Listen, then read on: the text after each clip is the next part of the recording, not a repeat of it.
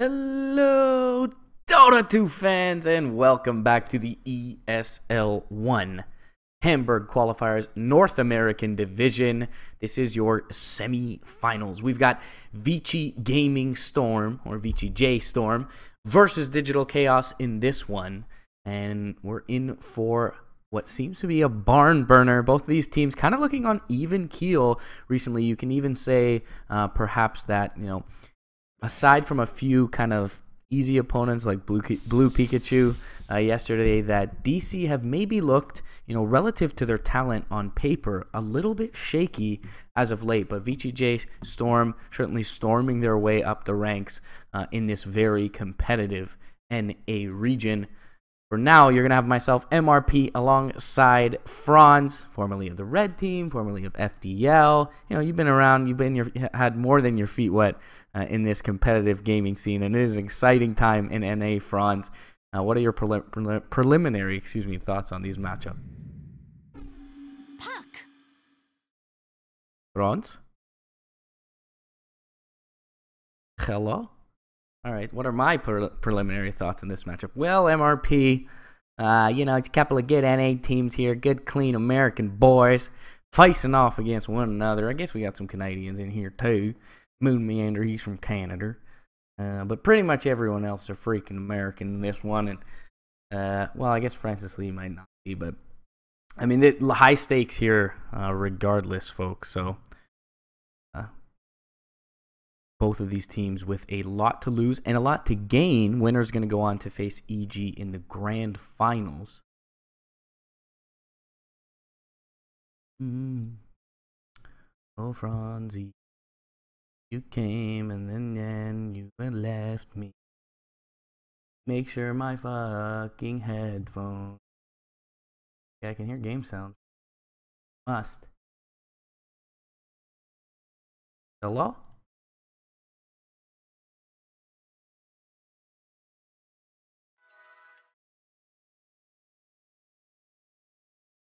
All right, well, I'll have a co-caster at some point. For now, we're going to get into the draft, guys. Necrophos, Nightstalker band come out from VGJ. Lich Venomancer, Praise DC. Look at these bands. That is just music to my ears. Lich and Venomancer removed from the pool. Puck, certainly... alongside Earthshaker, maybe the Clockwork, Jakiro, Spirit Breaker. Very versatile first pick. Can kind of go in any lane, apart from the safe lane. So still some flexibility to VGJ's draft. Then King going to open in that manner. Two pretty darn good heroes, however, up against the Puck. Nyx Assassin, a very good hero. The Manavern, of course, scales very well against the Puck. It sounds like I hear Franz breathing. Hello. Hey. Wait, does it actually pick up my breathing? A little bit. Just a little bit. Okay. Must have exhaled deeply there. But, VGJ.Storm, they pick up Puck and Oracle. DC, they respond with two of the best, at least in this meta, two of the best initiation slots catching heroes in the game. Nyx Assassin, Batrider, both very good at locating and acquiring kills. And Nyx Assassin, of course, I think you were mentioning it, very good hero against the Puck. Not only is that mana burn quite deadly, but also you can use the Carapace to sort of stun the Puck and actually do a ton of damage to Puck, because all of Puck's spells do quite a bit of damage, and they're Right. easy to predict with the Carapace. So that makes Nyx very effective against the Puck. Does that change to the Vendetta Nyx Assassin? Not only just the mana burn annoying against Puck, but as you mentioned, kind of being able to predict his combination. I can't just get under him undetected, throw off that Carapace. But, I mean, Stan King does respond, with one of the better Batrider counters in the game with the Oracle False Promise. For sure, and I think Oracle is one of Stan King's signature heroes. It certainly is. He's played it a lot over the years. Yes, definitely if you want to learn Oracle, it would be wise to watch some Stan King replays. He's been doing very well in the hero since his inception in the pro scene. Lifestealer Sven Band's going to be coming out for DC. And both of these heroes pretty decent against the Batrider in lane as well as the Nyx. So interesting pick there. Also, I suppose, very annoying to have a Sven with a false promise behind him. Yeah, both of those heroes, Lifestealer and Sven, they're both quite tanky, and DC don't have very much in terms of burst damage or damage at all between their two heroes. And I think DC probably just don't want to play Disruptor. against those two heroes, but also, as you mentioned, they're made even more tanky by the fact that there's an Oracle in the game. And it looks like DC looked to solidify a little bit of their team fight by adding a Disruptor to the mix. And this hero is also very good against Puck, generally good against spellcasters in general with that AoE silence. So whenever DC get the upper hand in an initiation, which they should at the moment because they have a little bit more initiation than VGJ.Storm, they can always follow it up with a Static Storm. The Sven ban as well from DC, perhaps prompting the Meepo ban from VGJ. I mean, always against Abed, something you're going to be considering regardless. But we'll see the third pick now come out from VGJ, and it's going to be a hero that's almost been present in, I want to say, every game in these qualifiers thus far throughout regions. In CIS, we've seen a lot of this. I haven't watched much of South America, but definitely NA, CIS, and Europe have all held this hero in high esteem as of recent times. Yeah, Spirit Breaker is just one of the easiest initiators in the game. I mean, he really only requires levels to do his job, and a lot of initiators, they need a blink or they need a shadow blade, force staff, etc., or just items in general to do their job. But Spirit Breaker, you can always rely on him the moment you hit level 6, and then you can also build a ton of utility items as a result. And speaking of utility, both of these teams have picked up mostly utility heroes so far. Nothing too bursty in terms of damage or too like distinctive in terms of playstyle. So with these final 4 core picks, I think we will see both lineups starting to take like their final stage or shape. We saw the deadliness of the Puck Spirit Breaker comp earlier on. Sumail and Crit picking up those up for EG against Complexity. So many avenues of initiation and counter initiation available to VG.Storm, but as we were touching upon early on in the draft, the Nyx Assassin Batrider kind of gives a similar dynamic to DC side. This is a hero that's kind of fallen out of favor in the last little bit for whatever reason, and he is going to be picked up here sans IO for the time being for DC. And without any heal in general for DC, but I kind of like this pick. It gives them a hero that's hard to knock out of lane. There's really no counters for him so far in VGJ.Storm. They can start picking the counters, but really VGJ.Storm, they might not want to pick the counters now, or maybe DC have a little bit too much initiation or too much utility that VGJ.Storm, instead of picking a direct bristleback counter, they might try to pick a lineup that can actually fight and kill everyone else off on the bristleback's team before dealing with the bristleback himself. I mean, Spiritbreaker could always itemize against the bristleback, but you're never, sitting around with an abundance of farm as an SB. Usually very much at risk of dying, as he's one of the first to enter the fight. So we'll see if VGJ address this bristleback issue. But as you mentioned, there is no real facilitator behind this bristleback, with the support duo more than likely already showing in the Nyx Disruptor for DC. He is going to be just kind of that the bristleback all by his lonesome in this one. Yeah, Stan King taking a little bit of time for this 4th pick. I mean, one thing you always look out for when you play against the bristleback is, can you handle him in the lane? So does he automatically win his lane because of the nature of your lineup? Just having weak laners or having heroes that don't lane against bristleback? And can we prevent a scenario where the bristleback gets to a stage in his farm where he becomes uncontested for a point in the game? Because most of the time bristlebacks, they're aiming for that kind of stage where they become unkillable, or it just costs way too much to kill them, and as a result they're able to just push every tower. Anti-mage. Okay, so you were talking about heroes that lane against the bristleback, and the first thing that popped into my mind was exactly the anti-mage. And as soon as I thought it, I kind of backtracked thinking, okay, there's a Static Storm, there's a Nyx, and there's a Batrider in the game. So this first, I want to say 18 to 20 minutes before the anti-mage has Manta style is going to be a very dicey one, I feel, for Stan King and the boys. They do, of course, have the false promise, but there are a lot of ways to catch this enemy. There are a lot of ways, but the one thing that VGJ.Storm have going for them is that their core matchups currently work better for them. I mean, the Anti-Mage beats pretty much all 4 of these heroes when they're not grouped up. You know, Anti-Mage likes to go for this split push kind of gameplay, so if DC aren't careful, the Anti-Mage might be able to catch them out in the lane or even in team fights.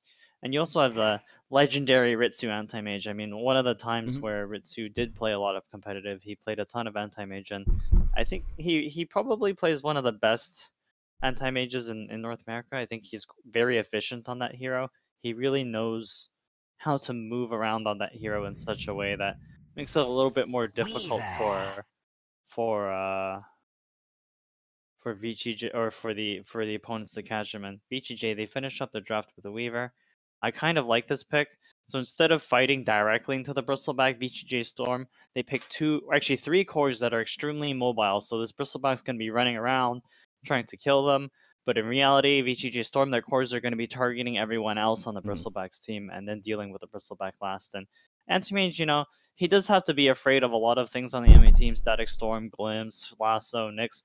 But he's got an Oracle to bail him out, and he also has the option of going BKB this game, which pretty much mitigates a lot of the crowd control on Digital Chaos. So you mentioned mobility early on as one of the ways to counter the Bristleback, kind of take out the back lines, ignore him for a little bit, and deal with him on the tail end of the fight. Interestingly enough, we haven't seen much of this hero lane configuration, but this does seem like an off-lane Weaver, correct? Most likely an offlane Weaver. I mean, they're going to send the Anti-Mage wherever they have the most support for him. So if they think that he can get more farm bottom, they'll send him there. Otherwise, they'll send him into the offlane with maybe the Oracle and Spirit Breaker to back him up. But DC, both teams, we actually see this a lot, the Alchemist versus Anti-Mage, and part of the reason why you see this matchup a lot is because whenever a team sees an Anti-Mage on the enemy team, they're thinking, how do we beat the timing of the Anti-Mage getting strong? And Anti-Mage is strong, as we know, when he gets his Manta, his Battle Fury. That's when he's ready to fight. But even beyond that, he continues to farm, and maybe at like half an hour to 40 minutes, he gets an Abyssal, Butterfly, BKB, all that stuff. And one hero or 2 heroes that are really good at countering Anti-Mage's item timings is Alchemist and Huskar. These 2 heroes come online quicker.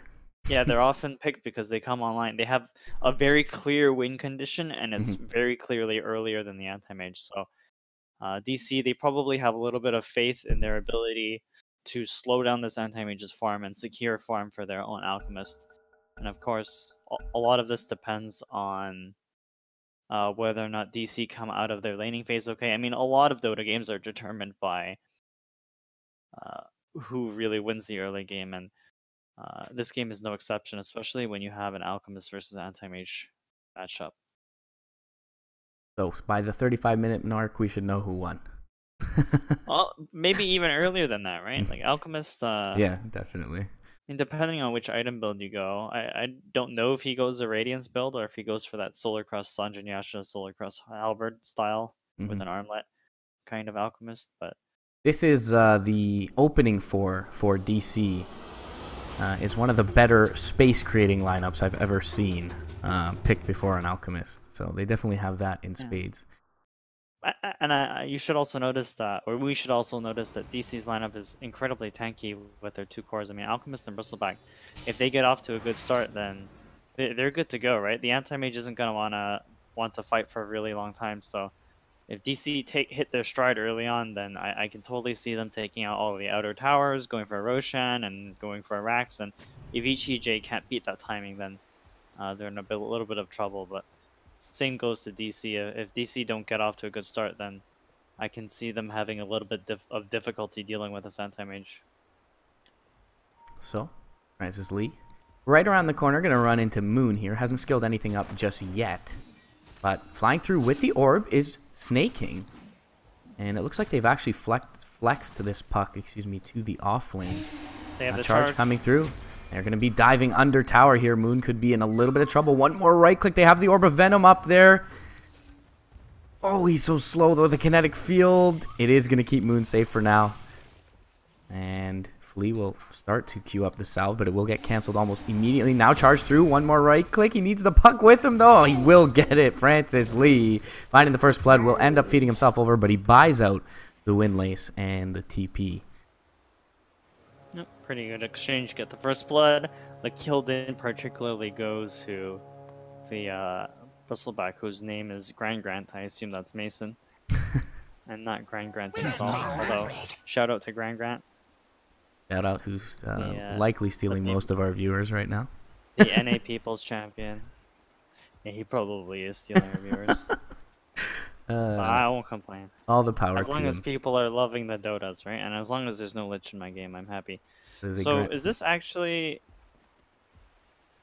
So 747 is... Or, sorry, Ryoya is Weaver bottoms, which means Ritsu's on mid with the anti-mage. I mean, it certainly is. And Francis Lee is going to join him early on. We've seen a couple of melee matchups be a little bit dicey for the Alchemist, but this one doesn't seem, particularly as threatening as, say, an Ursa would. Yeah, but these two heroes are incredibly tanky, right? Anti-mage and Spirit Breaker. So Alchemist won't be able to knock any of these heroes out. And even with the Acid Spray, I think Anti-Mage will probably do a good job of setting up the lane so that his lane's pushing in like this, so he doesn't have to really worry about the Acid Spray pushing the lane into his tower. Maritsu's done well here, 9-0 as far as the CS goes. 2 bashes there for Francis Lee, and still though no kill potential. Excuse me. Shall not be. As Abed will be able to salve up, and Ritsu grab himself up a double tango. Meanwhile, top lane. King just doing a little bit of trading with Moon here.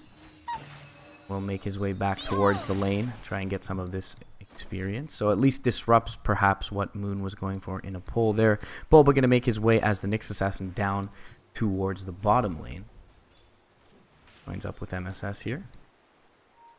And Weaver's one of the better heroes against Batrider, just because you can outrun the Firefly, and you're not really worried about any kill potential from the Batrider as long as you keep your health and your magic wands charges up. So as Flea leaves the mid lane, the acid spray spam will begin, and Ritsu forced to do a little bit of last hitting under his tower here. Actually has been surpassed in CS by Abed since the Spirit Breakers left the lane.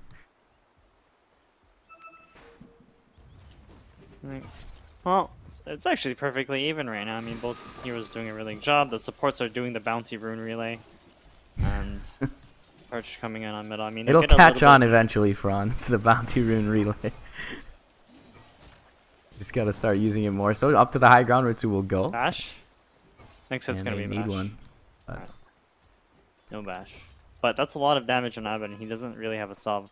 He has boots coming, so he's going to be like half HP for a really long time, and that puts Ritsu in a position to bully him as soon as this acid spray runs out.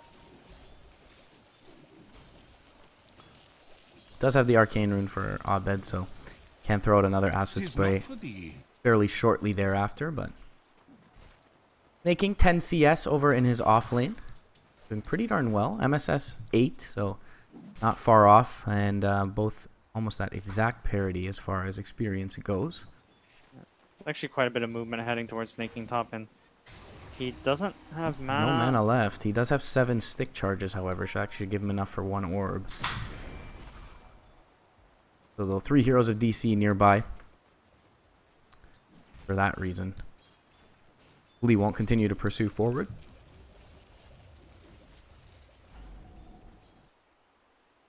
And so Stanking's actually TPing top, so we might see a little bit of a battle up here. I think Weaver's pretty much set up in the bottom lane, so he'll be fine. Maybe they decide to pressure this bristleback since he's out of mana, and since maybe they feel like their lane is stronger. Certainly, VGJ.Storm, they have a lot more kill potential on the Disruptor than they do on the bristleback. And a burn thrown out onto Snaking.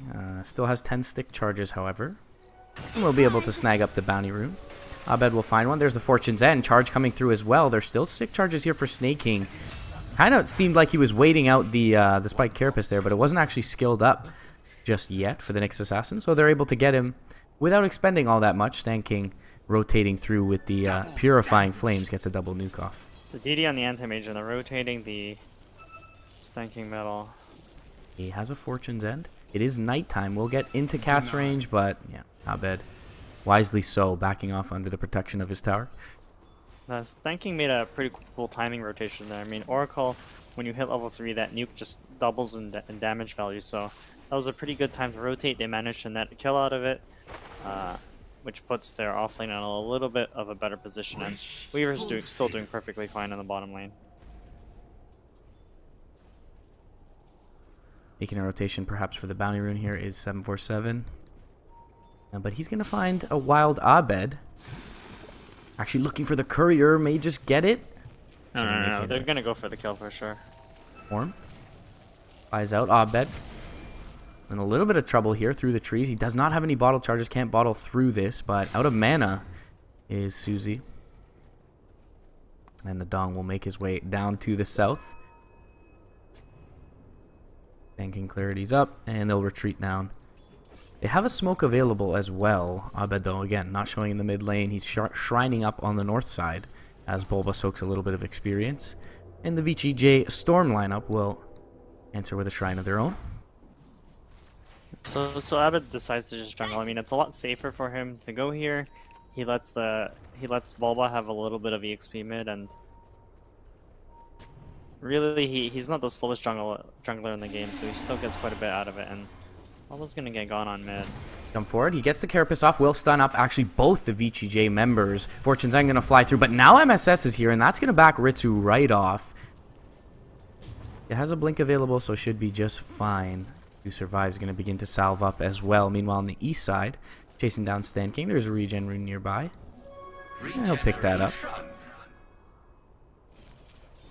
Abed, once again, the target of the Spirit Breaker's charge. Starting to take a little bit of chip damage. And Ritsu just... The timing on these charges is a little bit odd. You know, it hasn't really worked out for VGJ, but Abed also hasn't really given that many openings for VGJ to gank him. I mean, he's always deep in his jungle, or he's always sitting next to his teammates, so these charges haven't been successful so far, and VGJ, I think they're fine with that as long as Ritsu is farming. Bulba, gonna go on a warding mission, gets scouted by Flea, so we'll see if this is warded here rather promptly, but either way, he will make it away unscathed. Yeah, Abed doing extremely well CS-wise. I mean, some of those are jungle creeps, so take a look at the net worth. Actually, of course, being an alchemist, he's a bit ahead of the anti-mage, but Ritsu's still doing well in this mid lane. However, you know, as you mentioned, you have to kind of feel the impact of this Spirit Breaker. All of the DC heroes surviving in this early game. MSS, perhaps most surprisingly, not pressured really at all by this Spirit Breaker. Yeah, I mean, Bristleback's like the hardest. Or sorry, Bristleback is the hardest target to kill, and actually they're gonna... Big rotation into mid lane, but Abed gets the Chemical Rage off. They will be able to phase shift away from the Impale, and Bulba will be able to back it off. And as soon as that Chemical Rage was popped, VGJ.Storm looked to extract themselves from the mid lane. Glimpse back, though, is going to find Flea. They don't have an unstable concoction, as it is a little early in the game to scale that up. And with the Glimpse already used, Flea will make his way, seems, over to the top lane.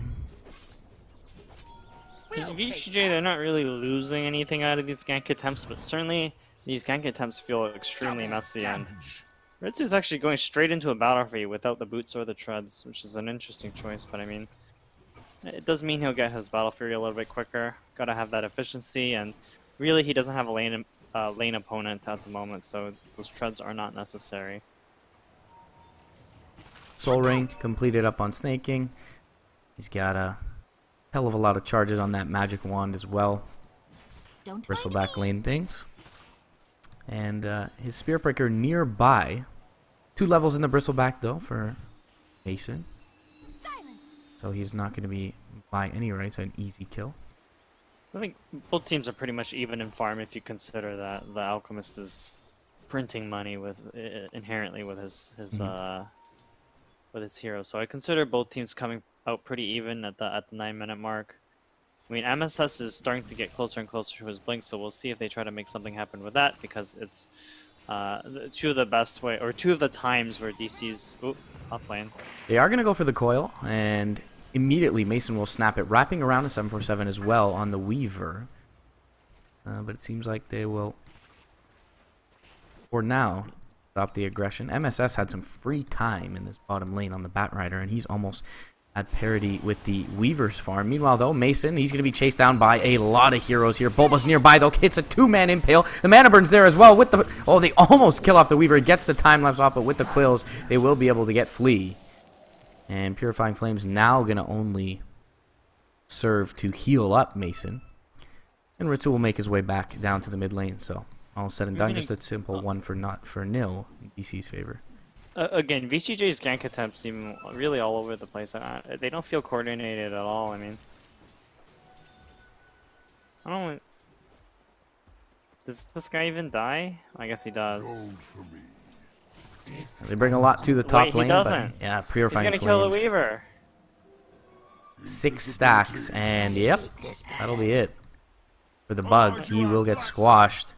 I mean, I don't want to say that's a facepalm moment. That's a little bit of a facepalm moment. It just feels like VGJ, they aren't like pooling their resources together correctly. And so like the last 3 or 4 gank attempts, even though like VGJ have been sort of on top of like the ganking attempts, like DC haven't really tried to gank. It's all just been VGJ attempting to gank and failing, so... DC are coming out on top of this. I mean, they even get a kill on the Weaver. And they've had the luxury of leaving their Bristleback completely alone in this top lane for the last little bit. So, you know, Moon Meander's level 5, nearing his level 6 mark, as is the Nyx Assassin for Bulba. And the Spirit Breaker has been doing a lot of moving around, just hit level 4. So, a little bit of an advantage in the experience department for DC overall. MSS has found some free time in the bottom lane too. And they brought up 747 or Ryoya on around the 8-minute mark to that top lane, and having not gotten anything done, MSS now has surpassed him, you know, if only by a little bit, net worth-wise. Bulba, bottom lane, has that early level 6 on the Nyx Assassin we were talking about, and they will get the lasso on top of it. Nice spike carapace stun there from Bulba. They dropped the sentry down as well, and a well-executed gank from these 2 members of the DC squad.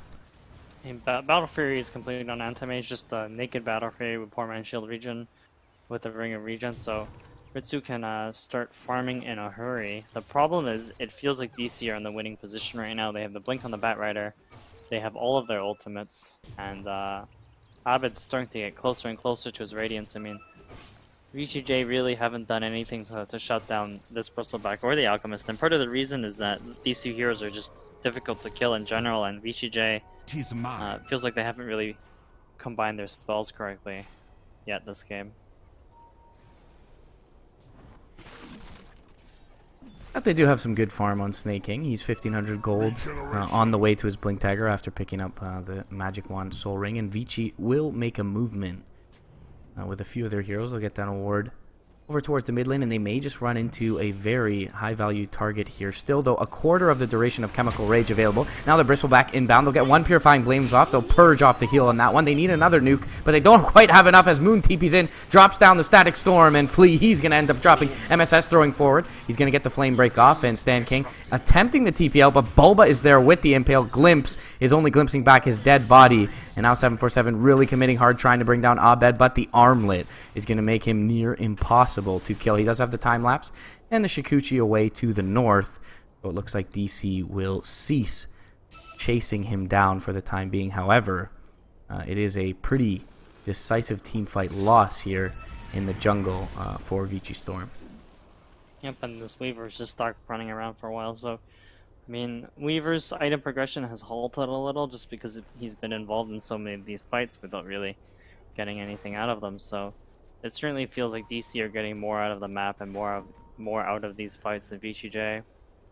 Not to say that VGJ are out quite yet. I mean, again, this matchup's a little bit about timing, right? So the anti-mage is making pretty good progress on his items, but so is the alchemist. So we'll have to see, like, when the alchemist is ready to fight, whether or not VGJ are really ready to handle the aggression when DC decides to flip the switch, basically. Bulba lurking. Level 1 Vendetta. Gonna run into Stan King here. We'll take that. Don't quite have support inbound immediately, but he does have MSS nearby. Looks like they may make a movement towards mid. Relic already here picked up by Abed on top of the Armlet and Treads. So usually we see the treads foregone most often. But Abed perhaps anticipating that he's going to be fighting a little bit earlier. Completes those up, and he's going to have a good timing on his Radiance regardless. I think the treads actually saved him last fight because he lived with under 200 health, so pretty good pickup from him. I mean, the enemy team is going to be ganking him like crazy, and treads does provide some of the most value. Stanking. Yeah, they did expend the lasso for this Moon, though. He will hang on to the Static Storm, and they are going to trust themselves to kill him off without it. It is taking one hell of a long time to do so, but he will end up popping on the back end of that false promise. Meanwhile, Ritsu alongside Snaking going to be pushing up the top lane, and they will get this tier 1 down 15 minutes in. But Anti-Mage is making pretty good progress on his farm. I mean, at the same, like, VGJ haven't really slowed down Alchemist's farm, but DC haven't really slowed down Anti-Mage's farm either. And Anti-Mage is pretty much at free farm the entire game, and Ritsu's doing a really good job of using it. I mean, he's only about 2k net worth behind the Alchemist, which is a little bit surprising considering that the Alchemist hero is the Alchemist hero. Definitely keeping up respectably. Mid lane, DC going to convene around this tier 1 tower. And it doesn't seem like VGJ.Storm necessarily prepared to defend this. So for now, they'll continue to split push with Snaking, who does have his Blink Dagger at this juncture in the game. But DC will get the prize that he came for in that tier 1. And MSS lurking around with a Blink Dagger of his own. Looking to find someone. So Radiance is completed on the Alchemist. This Bristleback's pretty much unkillable at the moment. He's even got boots to travels to sort of deal with the split push shot with from Puck and Anti-Mage, but realistically, this Anti-Mage can't kill the Bristleback. I mean, Bristleback's mana pool is quite low compared to his health pool, so it's not an excellent matchup for Anti-Mage to begin with. I mean, the Anti-Mage can always dodge the Bristleback, but not exactly kill him. Bulba mid lane straddling the edge of this sentry detection, but he'll be safe for now. They do have some vision up on the high ground due to the dire side, so they are set up pretty well for a fight here. They're going to find 747. They'll impale him into the Static Storm, and that should be enough to get the kill. It indeed is. It doesn't look like, though, that VGJ.Storm want to fight. They jump forward, get a good coil off. Another strike will be there as well. Moon will end up dropping, and Ritsu finds the Nyx Assassin as well. Still, though, now, chasing forward is Mason. He's going to find another kill. That is going to be the Oracle of Stan King, and overall going to be a couple supports for a couple of supports and a Weaver. So still, overall, DC taking the fight victory. However, it looks like VGJ.Storm perhaps just thinking on top of their shrine that they had the ability to take a fight. And all things considered, metrics are pretty even. Yeah, it's a pretty even exchange. And Ritsu gets a little bit more space at the moment now that he knows that DC don't have their ultimates down, but DC looks like they're going to start hitting Roshan, and I think this is the point where they're saying to themselves, hey, we're strong enough to fight into VGJ, so it's time to get the Roshan and try to get a Rax, or at least try to remove some map control from the Anti-Mage. With the Acid Spray and the Nasal Goo, this is a very quick Roshan attempt. They've got Medallion as well on the Mason Bristleback. Swarm will fly through, but it'll only watch in horror. Actually, 747 going to look for the snag, and he does not get it. He will be able to time lapse back, but he gets glimpsed, and Bulba going to run through with a 2-person impale. They'll kill off Stan King immediately. They get the Spike Carapace as well. Bulba is going to net them a kill on the puck, and meanwhile, MSS on the north side going to find himself a Spirit Breaker. DC with an absolutely disastrous sequence of events there over towards the river. And they will take a commanding grip on this one after that. Yeah, it was really well played by DC, but also VGJ not exactly having a good way to approach that fight. And even looks like their initiator Spirit Breaker got caught in the top lane, and I mean, things are looking pretty bad for VGJ right now. The enemy has Aegis. They are, I mean, I think objectively in the better position, and you know, the courier even gets sniped, so that delays the Manta style from Glimpse back into the Static Storm. That's going to be Snaking, and he will be finished off. Lee was going to charge into the fight, and he's being scouted by Bulba here. They get the Vendetta Strike off. Nice stop cast as well by Bulba. Is going to be able to stun up the Spirit Breaker. So they get another kill off the back of the Snake King. As Flea just looked to save his ally, but was unsuccessful in doing so. And this ward from the Dire side facilitating that extra kill on the back end. 747 in the meantime, taking out the tower mid lane and looking for a Moon Meander kill as well. He's a little bit low in mana, the Weaver is, and forced a time lapse and Shikuchi away. Now looking for the kill on Moon. The magic stick is there though. Now he's in a lot of trouble. He gets lassoed up. Unstable concoction is there. Time lapse is down regardless. And they'll kill off the Weaver another time. I believe that's his 4th death of the game, and indeed it is. Mid lane. A little bit of a neat exchange there. I mean, they get Ritsu a little bit closer to his Manta, which I think he should have as soon as the courier respawns, but it really does feel like VGJ's success in this game relies on Ritsu's shoulders, and whether or not that first or second fight that VGJ decide to fight go in their favor.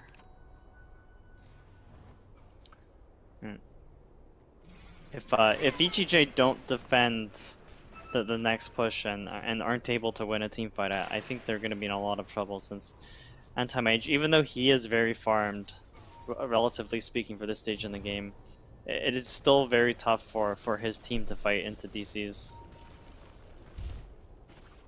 Impressively farmed, but he's kind of the one unchecked hero for VGJ's side so far, and DC feel confident enough. He's setting up for a kill on Snake King.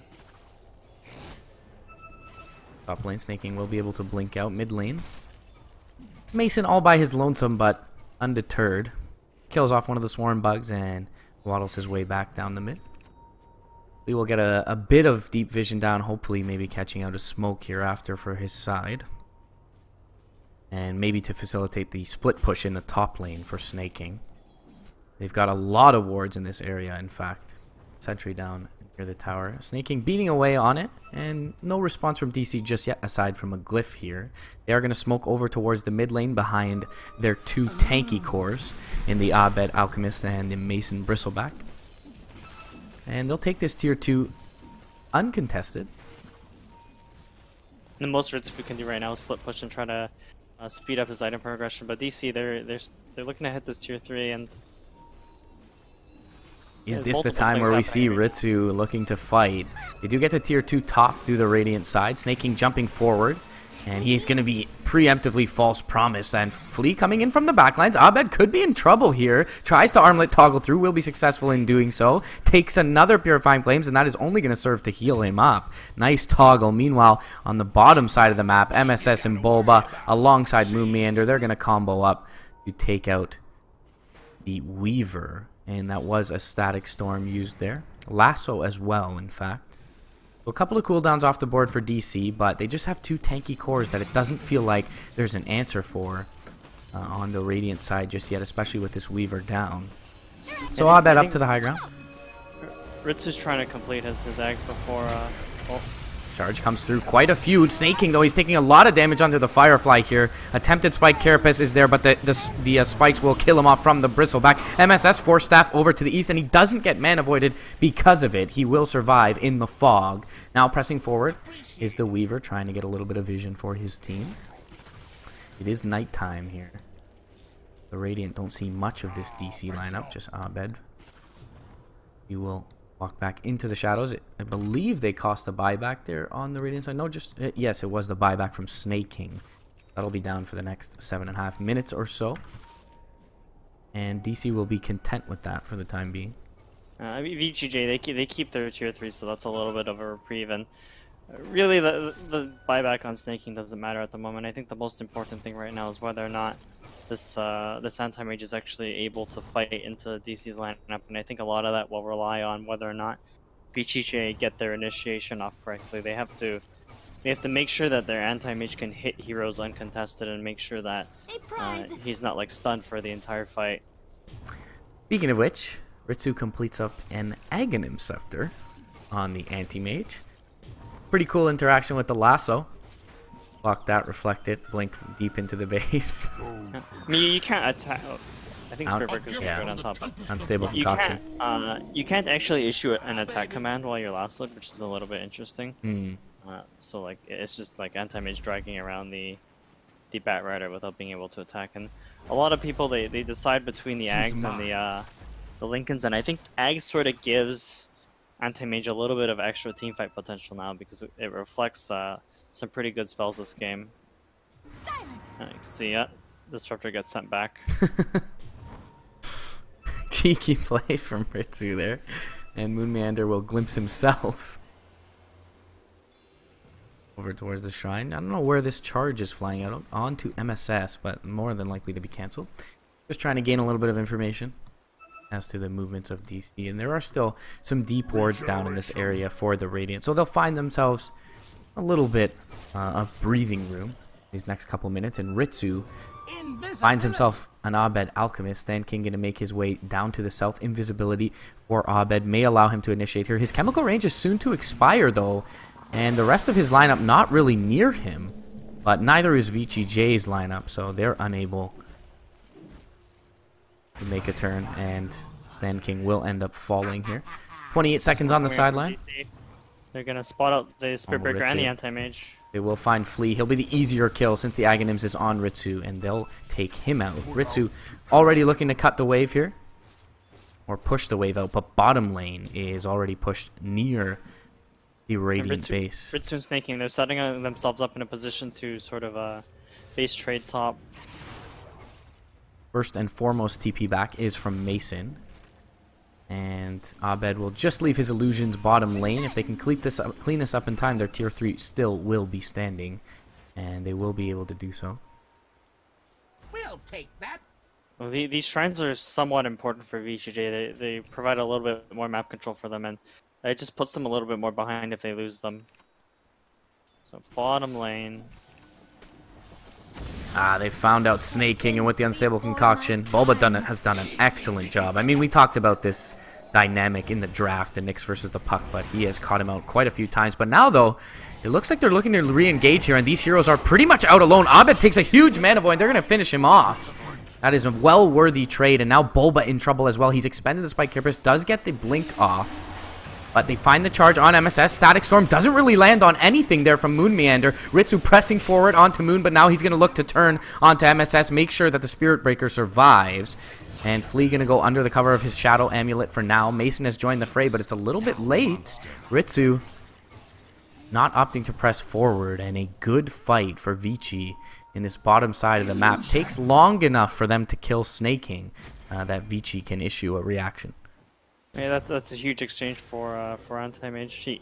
Or for VGJ, they get up about 3.5k gold in net worth, and so Ritsu, he's almost completed an Assault Caress, which he has opted for this game. I think that's normally you see Anti-Mages get Butterfly, but maybe he's thinking it helps him more against the minus armor from the Alchemist, but also the Quill Sprays from Bristleback.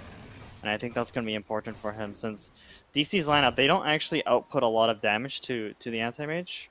A lot of their damage is mixed magic damage and physical. So if he's actually able to survive the initial burst from DC and the Oracle manages to get the false promise on him, I can see Ritsu doing a lot of damage in these team fights. Snaking picks up the bounty rune. Bulba's nearby, and MSS trailing him here as well, alongside Moonmeander. This triumvirate of heroes has killed off Snaking a few times in the game thus far, but there are a few Radiant heroes nearby in this case, and Bulba will think better of it. I feel like DC have sort of missed their timing a little bit, right? Because the Anti-Mage is online now, and I don't think DC has gotten enough out of their like first 20 minutes of lead, and now it seems like VGJ are on the offensive. Yeah, they're going to find Bulba, dust him up, silence him, and he will be more than likely brought down here. Gets the Carapace off, but the coil will keep him near. And that is a dominating streak going the way of 747, who's had a very rough early going. But as you mentioned, Ritsu more than online at this point and capable of carrying as long as he can commit a little bit. And he does have a Dragonlance Diffusal, so certainly not, well, Flea. He's going to get spotted by the sentry here as he tries to kind of tank the smoke, and will do so effectively. VGJ still in fighting shape, though, so this won't be a conceded Roshan, I think, for DC, although they're thinking about it. It's a little bit of an unfortunate feed from Flea there, and it gives DC an opening to take this Rosh. They're actually taking it quite quickly. VGJ, they spot this out though. I think they're in a good position to fight. Yeah, jumping forward, Snake King gets the silence off. Static Storm is going to be there, and they get the lasso on top of Ritsu, but it's immediately almost purged off by the False Promise. Now he's getting to work on Abed. Taking a lot of damage, though, is the Anti-Mage. They do stun him up, and they will pop him. Now he's going to be, there's going to be a buyback from Moon Meander. DC taking a lot of damage, but they're all still alive here. The coil comes out, and under the sentry, 747 in trouble, gets hit up with the concoction and brought down. Flea, perhaps the last man standing. Snake King thinking about reinitiating here, is going to jump forward and will be able to kill off the Nyx, but he may just end up paying with his life here. Cannot blink away Radiance and the negative earn tick, and it looks like DC going to find the fight that we're looking for around the Roche pit as they take out 5. It costs them a disruptor buyback, but well worth it for what they're able to get out of it. I think Flea dying on the Spirit Breaker kind of hurt VGJ's team fight there a lot. I mean, Ritsu can't. There's no disable for VGJ aside from the Dream Coil and the Spirit Breaker. So if the Spirit Breaker goes down, Anti-Mage can't reliably find a target to kill, especially if he has to lock down the Alchemist for so long in order to kill him. So I think that the team fight for VGJ got started on a really bad foot there. And a nice bit of coordination from DC as well, able to pop the Aghanims and then lasso up under the Static Storm, excuse me, that Ritsu Anti-Mage, so they were able to drop him despite the False Promise. And that is 2 lanes of racks in a hurry, or at least 2 melee racks in a hurry for DC. They'll forego taking the range for now as all of the Radiant lineup spawns. Snake King, not thinking about joining forward there. Did have the coil available, but still, all of DC in more than fighting shape. Bulba under the cover of Vendetta here. Has a blink, and the jump forward lasso will find Snake King. He's going to be dropped 55 seconds. Does have a buyback available. Meanwhile, they are going to find out Flea as well. He's going to get mana burned up. The goo is there, slowing him up. And one right click from Bulba, finishing him off. Really well played by DC the last couple of minutes. I mean, they secure the Roshan, they win a big team fight, and now they're hitting the final potential lane for of split racks, push as well. They will disarm Abed momentarily as Ritsu's going to jump forward. Snake King goes forward, gets the Waning Rift. It's only onto the Bristleback, however. Now Abed chasing forward does get the Unstable Concoction off onto Oracle, but that'll just allow time for them to take down the tier 3. Ritsu going to blink backwards to safety. Now they're going to queue up this charge on Abed as the Chemical Rage expires. This is their one chance to kill him. They get the bash. Big Man Avoid. It'll kill off the Aegis for now. VGJ will reset, as does DC here. Swarm flies out. Coil is there onto Abed. They will disarm him for the time being. Nice Impale goes out onto the Weaver. Jump forward, though, from Snake King. He's going to be able to silence up the whole backline. Ritsu hasn't been able to stick on a target, though. He's making it out to East, almost even bailing on the fight. And now he's going to get glimpsed back into the Static Storm. False Promise is there, but it seems like it may only delay the inevitable. Stan King up in the back lines, being burned down by MSS. They are going to take out the Weaver. And the Anti-Mage will then pop on the False Promise. Stan King can be brought down, and the towel will be thrown in. GG is called. VGJ.Storm had signs of life in the mid game after that big team fight they were able to take, but just not enough for them to come back. All the farm on their team funneled into one hero, and DC had the tools in the Static Storm and the Lasso to deal with it. I mean, I gotta give credit to Ritsu. He did an incredible job getting farm on that Anti-Mage. In fact, I think he had some of the fastest timings on that Battle Fury Treads, and then the Battle Fury Treads Manta. He had some of the fastest timings on those items I've ever seen. But unfortunately, I think VGJ.Storm, they had a couple of chances to really reduce the lead that DC had in the early game, but none of their ganks fell through, and as a result, DC, they got the start that they wanted. They hit the mid game with an incredible stride. I mean, this Bristleback never died. The Alchemist only had 1 death, and so those 2 heroes combined, as well as the Batrider, they were able to just overrun the heroes on VGJ.Storm for a quick victory. Well, quote unquote quick.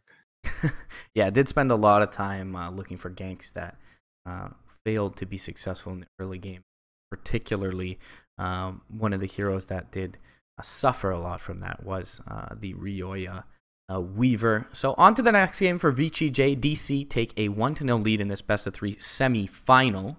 The winner is going to move on to face EG in the grand finals, guys. MRP Franz here, bringing you the coverage. We'll be back shortly with Game 2.